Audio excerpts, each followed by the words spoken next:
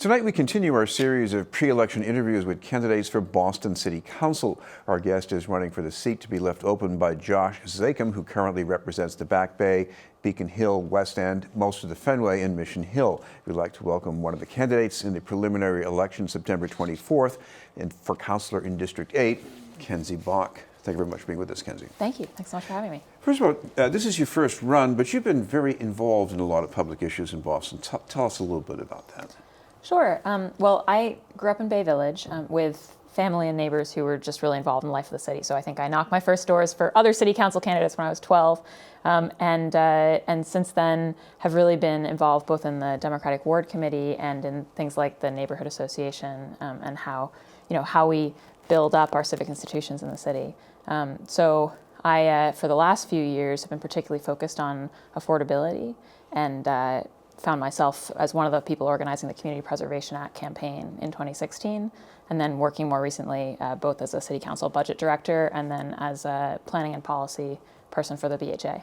Well, in your background, you've got a lot of housing policy, but how did you go from that kind of background to saying, I should be running for this, being one of the people on the council? What made that happen?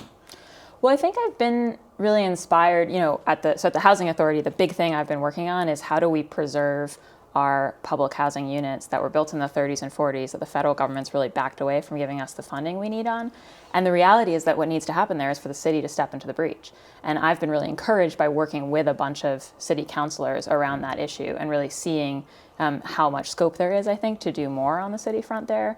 And when I was Councillor Anissa Sabi-George's budget director, I saw there how with a focus on equity in the schools' budgets, we could get more funding for homeless students in the BPS. And even the Community Preservation Act, the very first step we took was going to the city councilors and asking them, would you put this on the ballot? So I think over the last few years, I've been seeing again and again the ways that city council can be a big part of moving the city forward. And so for me, it's obviously a jump to go from being a community advocate and somebody who's working on this with coalitions of people behind the scenes to running for office, but it also feels like an extension of the work.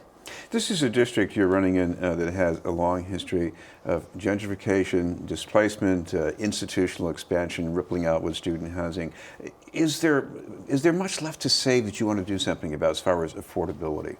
Oh, it's completely, yes. So I'm really encouraged, we built this huge coalition of people to pass the CPA, and just in the last 2 years, it's generated $42 million for projects around the city. And those are both, they're both projects in affordable housing. We're building some affordable artist housing on Mission Hill, but also things in parks and historic preservation. And to me, it's a really encouraging example of how a community can come together and say, we need more affordability, what can we do about it?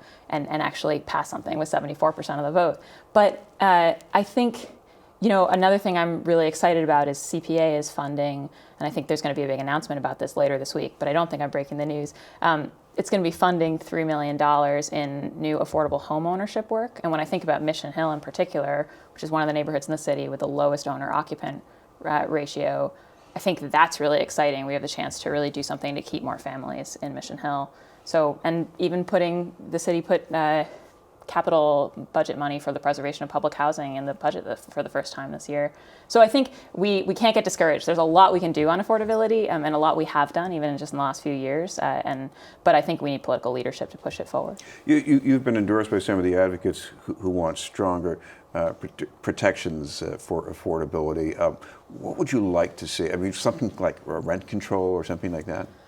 Well, I think, there's some interesting proposals. So, tenant right to purchase, can we make it easier for groups of tenants to, if a building's going on the market, convert it into a cooperative? I think that's really appealing and exciting. Anything you can do to get some of the land value speculation out of driving up housing costs right now. I think, there's a bill at the State House that Rep. Maduro has introduced that the administration is backing that's around if we've got residents on a fixed income who are 75 years or older and suddenly their rent is about to spike, that there should be some kind of circuit breaker in there to say, hang on. And I would say that what I've really seen at the BHA is that when people get evicted in the city for, their no fault evictions, rents are going up, it's us, the public, that picks up the pieces, and a lot of our families just really their lives start to fall apart in that process. So I think anything we can do to step in and stabilize families before that happens is important, and it's definitely, we don't have all the policy tools we need for it right now. This has been the news. We're talking with Kenzie Bok, candidate for City Council in District 8. One other change in the district, Kenzie, that I've noticed, especially around the Fenway where they have all these new tall buildings, are how many people are walking around with strollers. They're raising kids. What do they need in the future that you want to help them with?